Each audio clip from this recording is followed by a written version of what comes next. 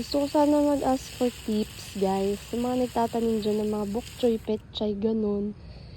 Kasi may nakita kong video sa YouTube. Yung mga ganito, tinatanggal na niya. Parang nagiiwan lang siya ng isang stem kada isang cup. Kaso parang nakakahinayang tanggalin. Ayan, kagaya niyan, ang dami niya sa isang cup. Hindi ko tuloy alam kung tatanggalin ko ba or hindi. Kasi baka mamaya hindi pala tinatanggal. Pero kasi sabi niya, mas maganda daw kung per cup isa lang. Hindi na nga daw niya pinakita sa video na tinanggal niya kasi baka daw manghinayang yung mga tao. Kasi ito, tingnan nyo, para siyang inaamag. Hindi tumutubo. Tapos ito pa. Hindi ko alam kung foreign object ba yan, Tumutubong something. Kulay gray.